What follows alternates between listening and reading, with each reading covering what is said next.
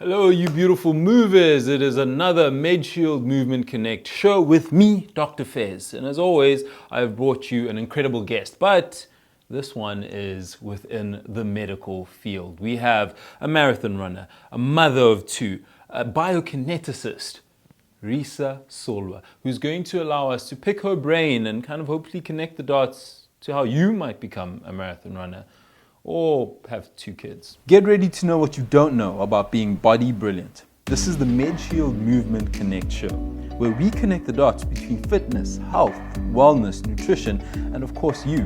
Hosted by me, Dr. Fez Mkhize, and a special guest that we have every month, sharing knowledge, insights, and groundbreaking tips on how to get fitter, be stronger, and live healthier. Turn up the volume and listen close. Today you amplify. It's the Medshield Movement Connect show. Let's go. Raeesa, thank you so much for sitting down with me today. You look amazing. Thank you so much. Thanks for having me. Yeah, I know. Yeah. I think for me, in terms of amazing people who do amazing things, it's always great to have somebody, but I always get excited when I have another medical professional with me, because then we can start using big names like deoxyribose nucleic acid just to prove that I am a doctor, DNA. Yeah. But as kind of a biokineticist, before we get into the nitty gritty in terms of how you live your life and everything else, what is that for everybody at home to know? So biokinetics basically means life through movement. So as a biokineticist, our main aim, or my main aim generally for my patients, is to improve their quality of life. Whether it can be like to improve their fitness level or just to improve their day-to-day activities, reaching up and picking something from the cupboard or bending down and reaching for something with no pain.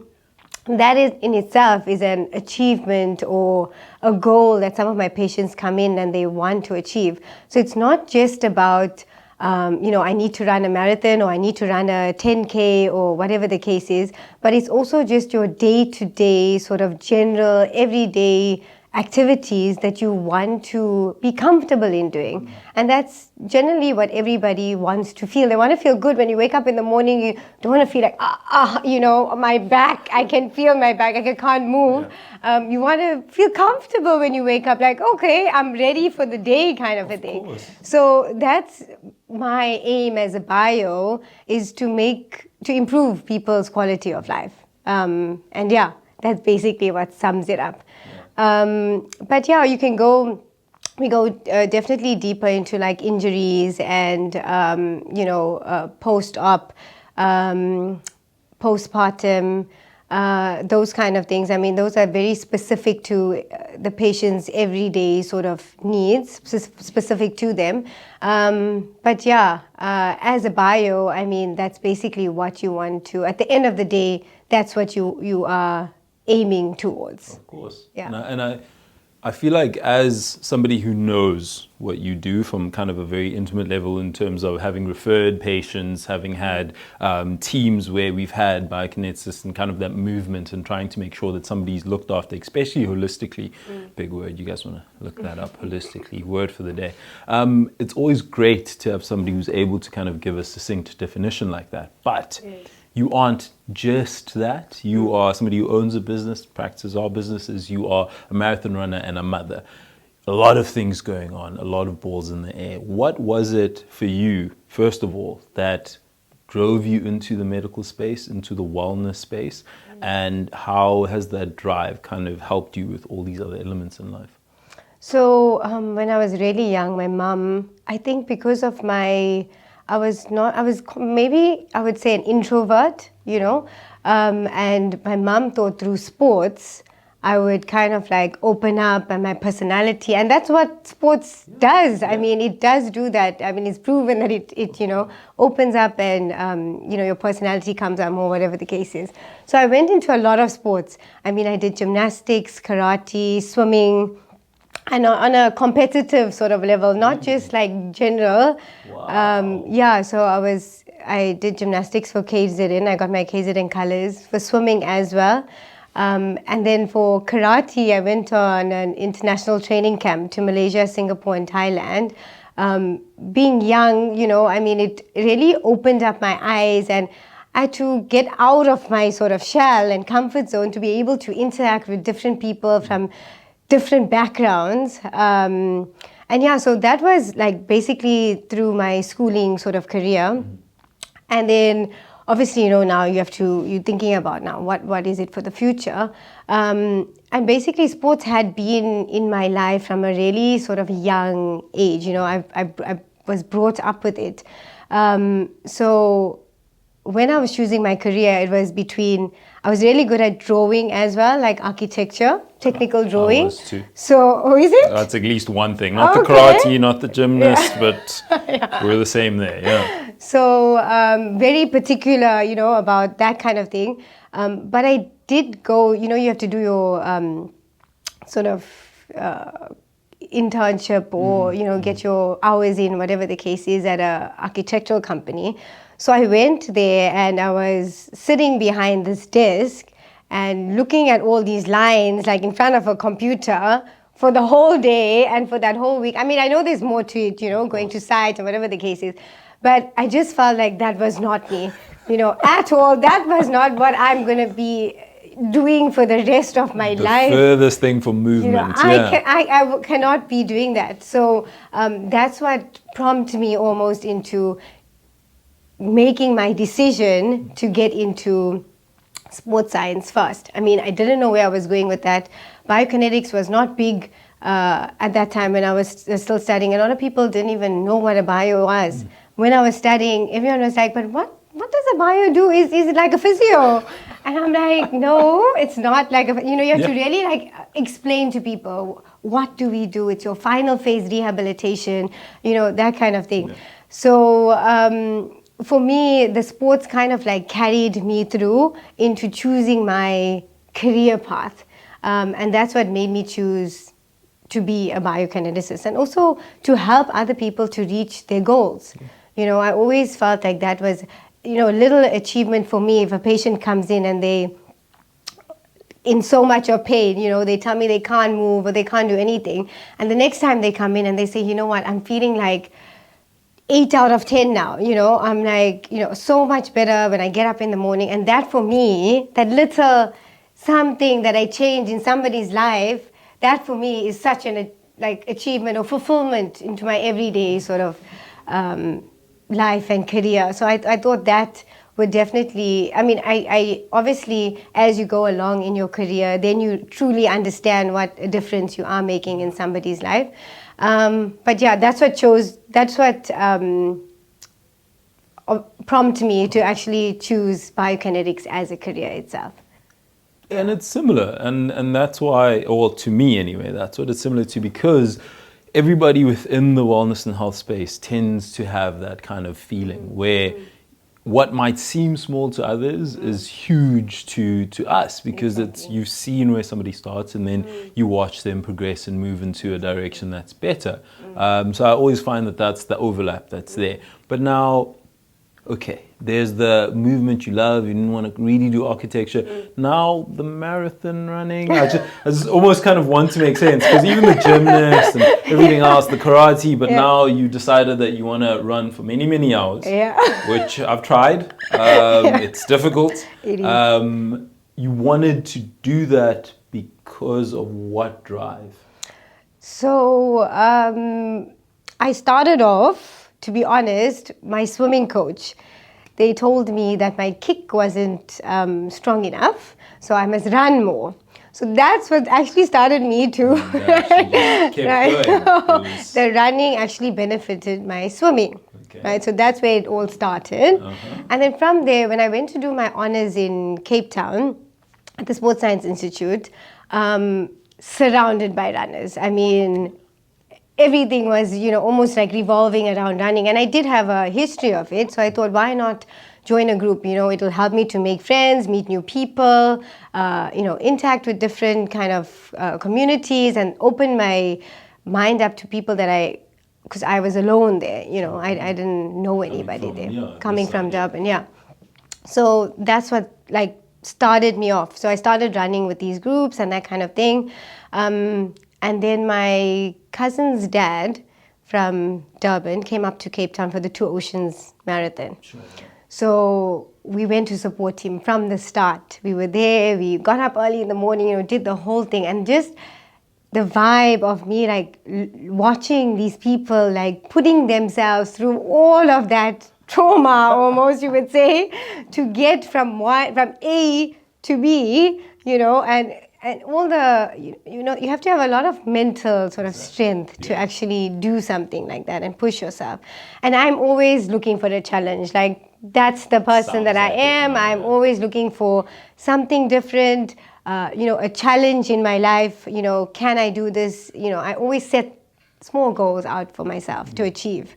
So, I thought, why not? And that's what really started it. I love how it wasn't actually that much. You made it was like most people were like, oh, and then like something really inside of me, it resonated, and I'd come from this situation and I thought I wanted to conquer this. You're like, oh, it looks hard, let me do it. Like, I said, I want that challenge, and the whole, just the atmosphere of it. Like, I just enjoyed that whole vibe of it, like, and it was amazing going and supporting somebody along the way. I started off on the side, like, working my way.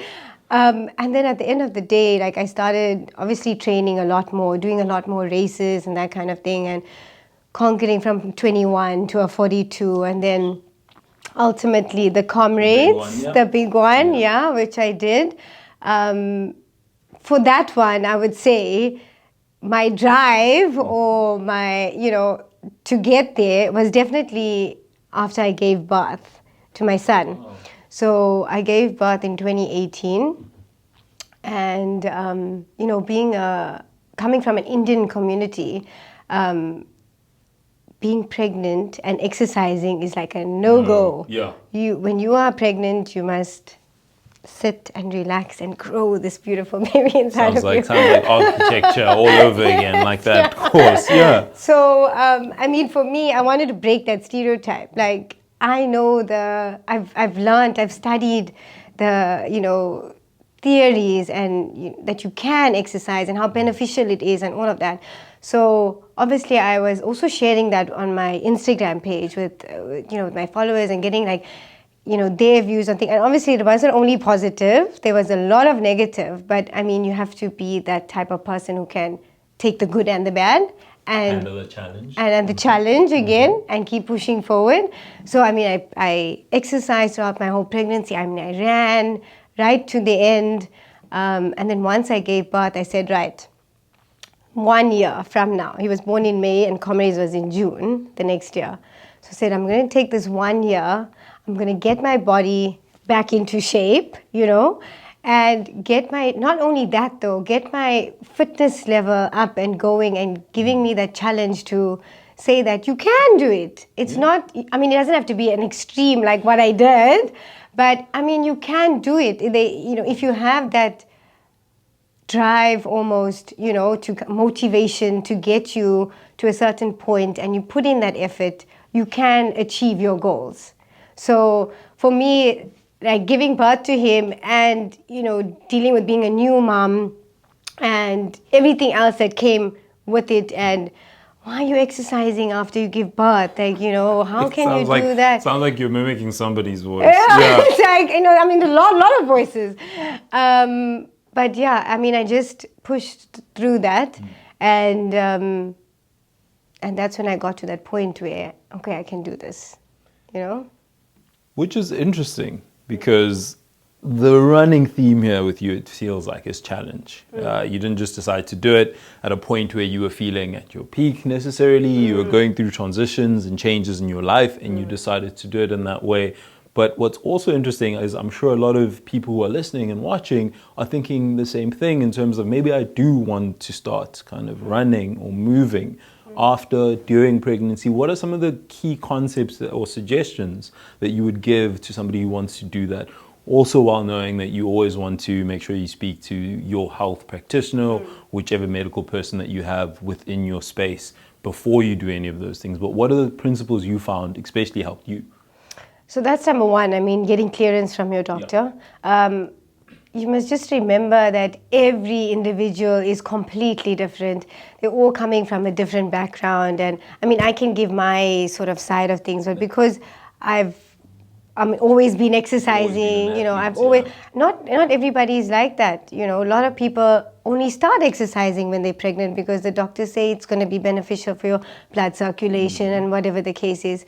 So I think depending on each individual, there's a point where you have to just have that kind of goal in mind, and it's not a long-term goal like I need to lose 10 kgs and be back to where I was, and it's not that. It's like setting short-term goals for yourself, achieving that, and then moving forward from there, setting another goal, achieving that, and then moving forward from there. And it might go up and down and sideways and zigzag and whatever the case is. That's life. But that's life. And sometimes we don't, it's if you're giving yourself a 4-week sort of, that is it, like, that's life. I mean, you will go 6 weeks maybe, or 8 weeks, or whatever the case is. But you have to start off really, really slowly. Sure. Sometimes we start off and we feel good and we feel great, and that's what exercise does. It releases those endorphins and you feel great. And then sometimes people kind of push themselves to do more than what their body can do. So there's a fine line, between the two. And I think that you need to just be on a specific sort of program tailor-made for you as an individual, not just, pulling something from Google and like, okay, I think this will work for me and let's go for it, kind of a thing. I think there's, you have to set small targets for yourself, make sure that program is suited for you, and start off slowly and go from there. What are some of your challenges? I mean, when you were prepping, especially kind of during that period, what were some of the biggest obstacles you found? Because you are, as you say, somebody who'd done this before, but you did have that kind of transition, or you were going through that process in life. So what did you find most difficult? The most difficult part was not being able to run, like initially, I mean, birth is like, let's not even get into that. I don't act like I will know or will ever know. Let's just not even get into that. But, I mean, it's different for everybody. So, not being able to do the things you could do and being able to accept that was difficult. I mean, obviously, you think your body will just, you've been exercising, you know the theory behind it, but when you have to apply it to yourself, it's different. You kind of feel like, okay, I can get back into it quite easily. But it's difficult balancing feeding a child, breastfeeding a child, and being able to still run. I mean, it was a real challenge. And the first marathon I did was 5 months after I gave birth. Wow. But I was still breastfeeding. So, I mean, that was a real challenge for me. Like, now, how do I plan this whole thing now? I have to kind of feed my child and make sure somebody is taking care of him, take my husband with me, take other people with him, so that everybody kind of, It sounds, listening to it sounds challenging. But so what, and this is the thing about you, and I think this is why having you sitting here is so incredible, because I mean, you hear the way in which you describe things, the structure in which you describe it is very similar to how I will kind of think and structure things because of our training and because of how we're supposed to be kind of based in terms of how we approach issues.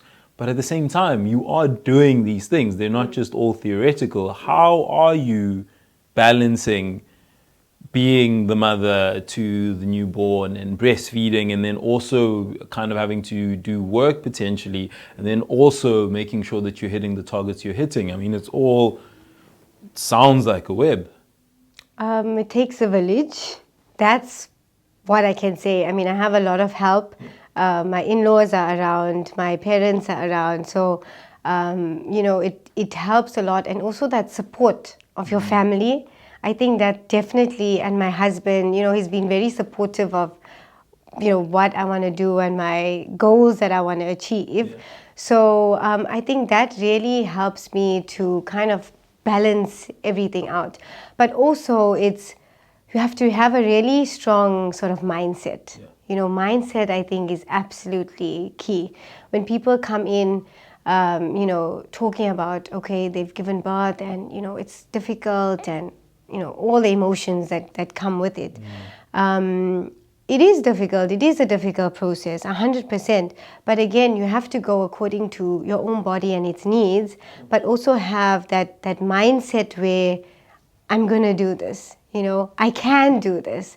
Not coming in and say, I can't, I have no time, I have, and all these excuses that kind of, no, I won't say excuses. I mean, it is there. The reasons. The reasons, yes, they are. I mean, they're valid, but you kind of like have to work around it. It's a continuous juggling act, like the whole day, from the time you get up in the morning till you go to sleep. It's a juggling act, and for me, again, it's a challenge. Even though you've been doing it for as long as you've been doing it, it's still a challenge. It's a challenge, and right now I'm preparing for my second comrades. So, wow. Second child done, second comrades. Is that how it is now? I feel like if I see that you have another child, I'm just going to be like, well, here comes another comrades. No. I did the up run, so I'm doing the down run. It's like, no, I got to do both. But now you're in training.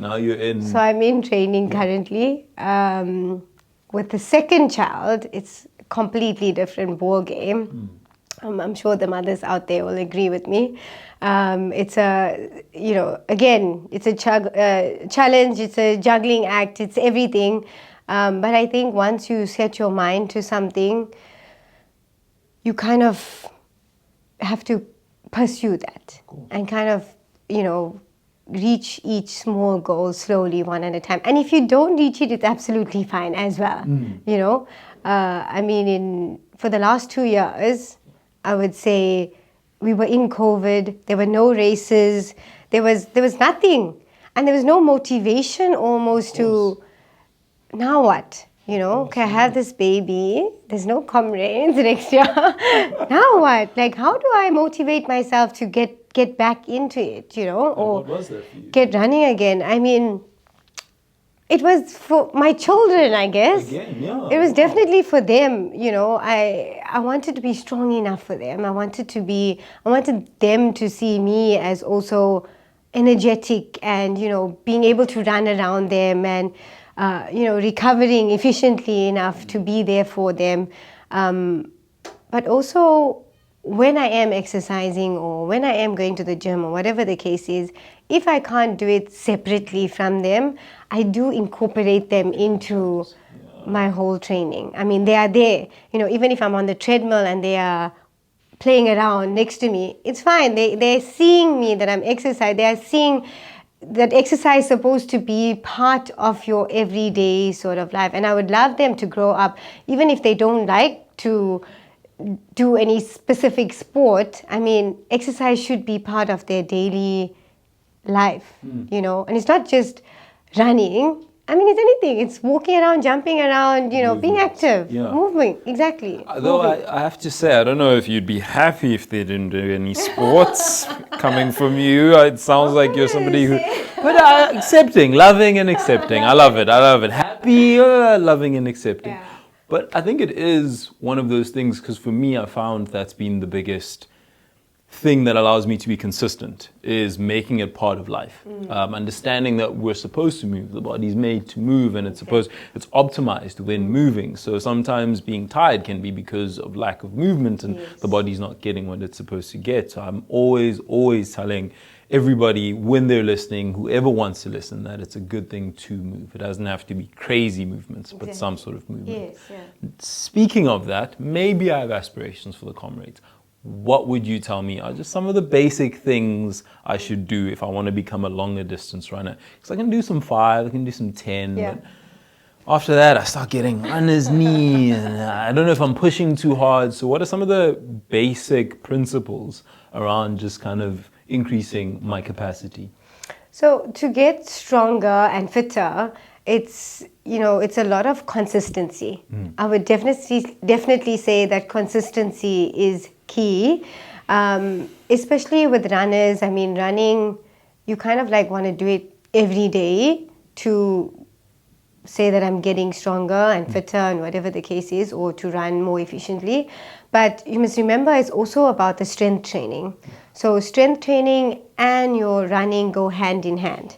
if you are strong enough, your body will be able to take the impact of the run. So you're not gonna, it's you less likely to get the runner's knee and the ITB and you know, the sciatic and all of that kind of things. But the strength training, the stretching, flexibility, I mean, when I mention any of that, everyone's like cringing already. I feel the pain. It's like the stretching. I mean, it's you know, you have to look at it as a whole. It's not just run to get faster and stronger and fitter, and I can do this just by running. It's incorporating everything again.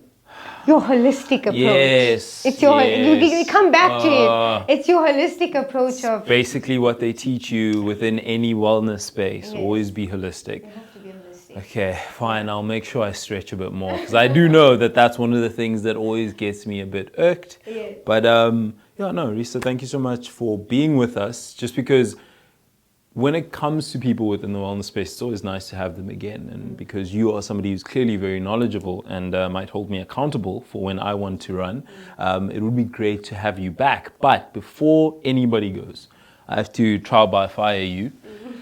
You have to give me three of your greatest of all times athlete. And because you're a biokinetist, I feel like you'd be able to just rattle this off quickly without any pauses. So just the first greatest athlete ever.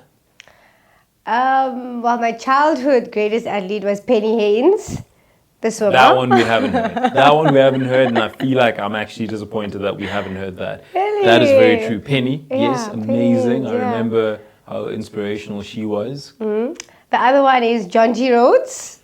I was a big cricket fan back in the day. I feel like people...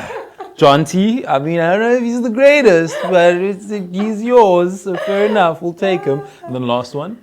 Last one, I mean, if I look at, I wouldn't say an athlete, but a role model. Okay, we'll take inspiration. Can I do a role model? Yes, we'll take inspiration. Will definitely be my mother. I knew it.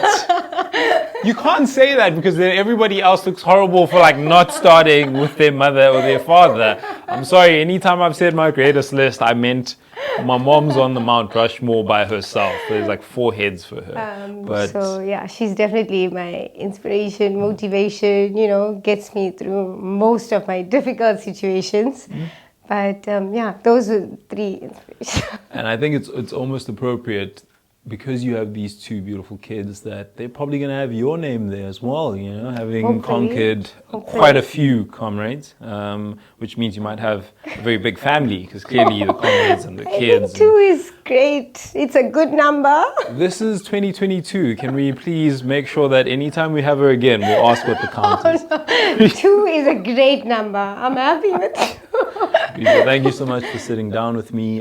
Thank you for giving us insight into not just your life, but just how we can hopefully live our lives better. This is a show about connecting dots, about allowing yourself to be even better. We have somebody who's hopefully going to become part of the family in terms of just having her coming in again to give even more information. That is it for me, Dr. Fez, who might have to promise to do a comrades or something to keep myself accountable. Like a half marathon. Like a half. Let's start off with the half. Yeah, I don't want to run his knee or just break.